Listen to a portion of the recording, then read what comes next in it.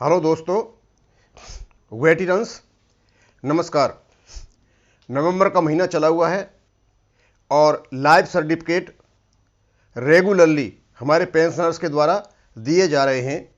अब life certificate के बारे में इतना लिटरेचर, इतनी जानकारी हमें मिल चुकी है, आपको भी मिल चुकी है कि बड़े आसानी से आप अपना लाइफ सर्टिफिकेट दे रहे हो। चाहे आप स्वयं दे रहे हो, चाहे बैंकों में जाके दे रहे हो, या आप जो ई मित्र वगैरह हैं उनमें जाके दे रहे हो, या आप कॉमन सर्विस सेंटर से वहाँ जाके दे रहे हो, लेकिन वहाँ लगता है किसी प्रकार की कोई प्रॉब्लम नहीं आ रही है और सबसे यही सूचना आ रही है, हाँ हमारे लाइफ सर्टिफिकेट जा रहे हैं। बस आपको क्या चाहिए?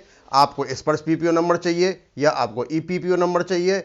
और जिनके खाते ट्रांसफ़र नहीं हुए हैं और जो पहले जिस तरीके से दे रहे थे वो उसी प्रकार से देते रहेंगे। तो लगता है कि अभी सूचना यही आ रही है कि सब कुछ ठीक ठाक चल रहा है। हाँ, कुछ व्यक्तिगत प्रॉब्लम्स हैं, उनके बारे में हम आज थोड़ा बात करेंगे। तो पहले तो हैं ये भद्रेश उपाध्याय जी। भद्रेश उपाध्याय जी कहते हैं, सर जी मेरे को अभी तक स्पर्श से या बैंक से कोई भी मैसेज नहीं आया है माइग्रेशन का। मैंने कल एसबीआई में फॉर्म फिलअप करके मैनुअली लाइफ सर्टिफिकेट जमा करवा दिया है। मैंने उस ऑफिसर से पूछा भी कि सर जी मेरा अकाउंट देखकर बताएं कि मेरा अभी माइग्रेशन हुआ या नहीं। तो उन्होंने चेक करके बताया कि नहीं, अभी नहीं हुआ, आपका अकाउंट बैंक में ही है। तो सर जी मेरे से जो फॉर्म फिलअप करवाया उसमें पीपीओ नंबर वगैरह कुछ भी नहीं मांगा, सिर्फ अकाउंट नंबर और आधार कार्ड और स्पेसिमेन सिग्नेचर चेक किया था, तो मुझे कोई दिक्कत तो नहीं होगी। एक्चुअली इनको ये शक हो गया कि अभी सबके स्पर्श से लाइफ सर्टिफिकेट हो रहे हैं, लेकिन स्पर्श ने, पीसीडीए ने स्पष्ट कर दिया है कि यदि आपका अकाउंट स्पर्श में माइग्रेट नहीं हुआ है तो आप उसी प्रकार से अपना लाइफ सर्टिफिकेट देते रहोगे जो स्पर्श में माइग्रेशन होने से पहले देते रहे हो। इसका मतलब ये हुआ कि आपका जो लाइफ सर्टिफिकेट के जो दस्तावेज, आधार कार्ड और उन्होंने सिग्नेचर आपके जो देखे उनके पास हैं, उससे उनको साबित हो जाता है कि आप लाइव हो, आपका लाइफ सर्टिफिकेट जमा हो चुका है, आप चिंता नहीं करें। उनको तो ज़रूरत है ही नहीं, आपके पीपीओ की ज़रूरत नहीं है उनको, सिर्फ आपका वहाँ पहुँचना और आपका सर्टिफिकेट देना, फॉर्म देना, वही काफ़ी है। पहले जैसे दे रहे थे वैसा ही है। दूसरे हैं R D Singh. R D Singh ji कहते हैं, सर मेरी मदर फैमिली पेंशनर है, उनका स्पर्श में माइग्रेशन हो गया है और स्टेटस चेक करने पर उनका स्पर्श पीपीओ नंबर, आधार नंबर और पैन कार्ड नंबर शो कर रहा है। प्लीज़ लॉगिन करने पर पीपीओ आधार में नाम स्पेलिंग डिफरेंट होने के कारण आधार वैलिडेशन फेल बता रहा है। तो सर बताएं कि लाइफ सर्टिफिकेट कैसे भरें, नहीं तो पेंशन बंद हो जाएगी।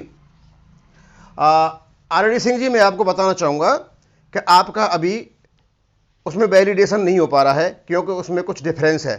अभी थोड़ा पता चला है कि ये जो डेमोग्राफिक जो वैलिडेशन हो रहा है, जो आधार की वजह से नहीं हो रहा है, इसमें कुछ शायद छूट मिली है, ऐसी खबरें आ रही हैं और वो हो रहा है। लेकिन आपको घबराने की ज़रूरत नहीं है।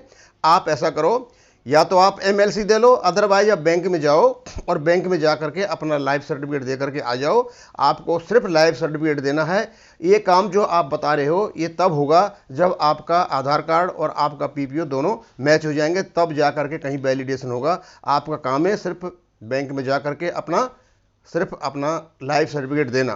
तो वहाँ बैंक दोनों प्रकार से ले रहे हैं, आपका डीएलसी भी कर रहे हैं और आपका एमएलसी भी कर रहे हैं, यानी मैनुअल लाइफ सर्टिफिकेट भी वो कर रहे हैं। तो आपका पीपीओ नंबर तो है ही, पीपीओ नंबर से जा करके आप आराम से बैंक में दे दो। जब एक बार एक्सेप्ट हो जाएगा, आपके पास मैसेज आ जाएगा, तो पेंशन तो बंद होगी ही नहीं।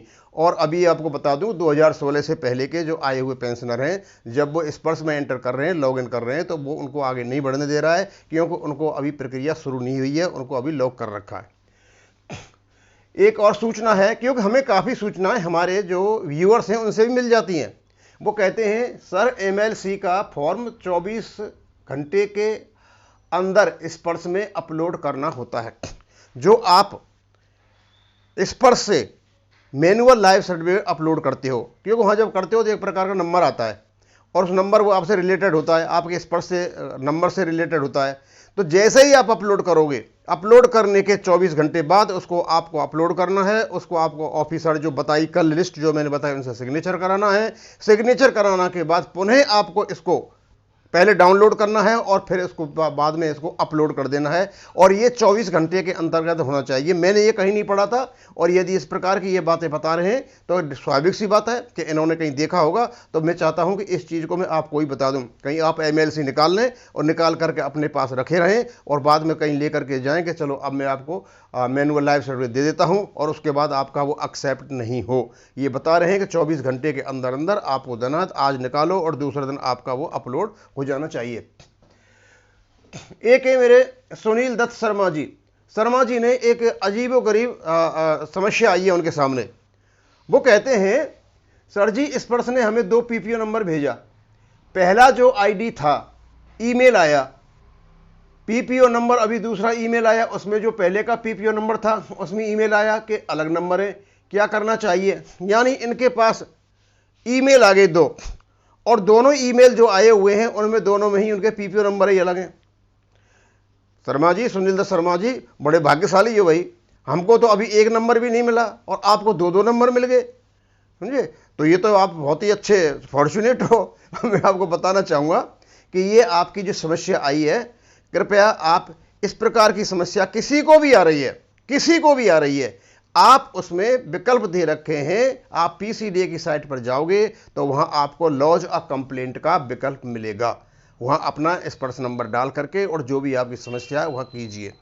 वहां नहीं जाते हो तो आप स्पर्श में एंटर कर जाइए, वहां आप सर्विसेज में आपको ग्रीवेंसेज मिलेंगी, आप ग्रीवेंसेज में अपना जा करके जो कंप्लेंट है वो डाल दीजिए।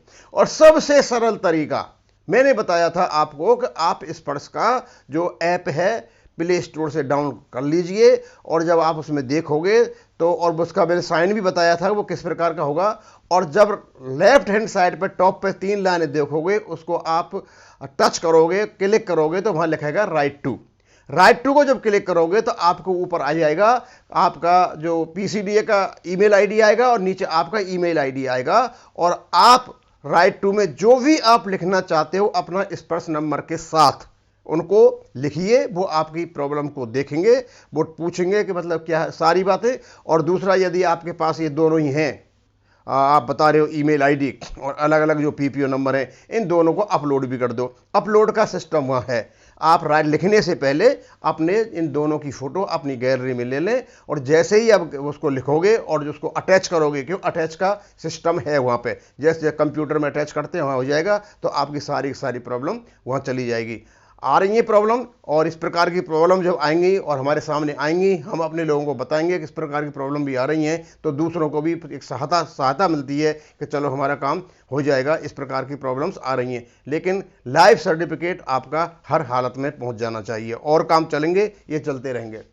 एक राम बाबू जी कहते हैं, सर मेरा आधार में और पैन कार्ड में नाम राम बाबू है, डिस्चार्ज बुक में राम बाबू है, क्या आधार में और चेंज करवाना होगा? लेकिन सिविल टीचर की पेंशन में राम बाबू है, सब कैसे ठीक होगा?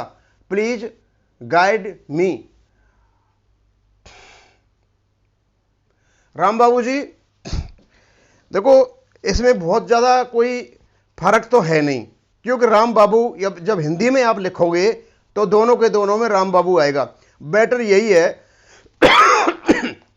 कि आप अपना जो राम बाबू है, फिर आप रिकॉर्ड में चेंज कराइए। रिकॉर्ड में चेंज कराओगे वहां भी एक समस्या आ जाएगी, क्योंकि आपके तो दोनों ही रिकॉर्ड बराबर हो गए। एक तो राम बाबू यदि इंग्लिश लिया जाए तो वहां डबल O है, और यहां इंग्लिश टीचर में ये कर दिया। अब या तो आप हिंदी में करा दीजिए, या फिर आप ऐसा कीजिए कि आप इस समस्या को आप भी स्पर्श के पास भेज दीजिए, और लॉग इन करके, लॉज कंप्लेंट के अंतर्गत वो जैसा भी आपको गाइड करेंगे वैसा आपको करना पड़ेगा, क्योंकि आपके साथ तो बड़ी समस्या हो गई।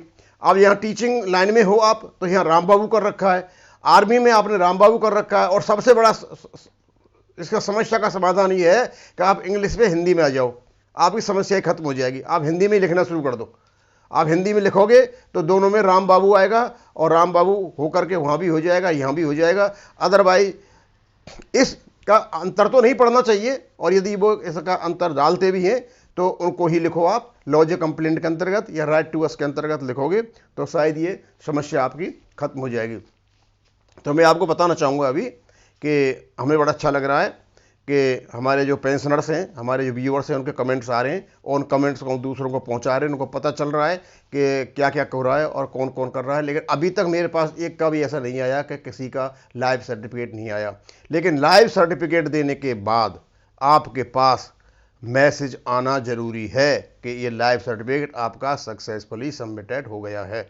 और सारी तो ठीक है, मैं यहीं इसको ख़त्म करूँगा। थैंक यू, धन्यवाद।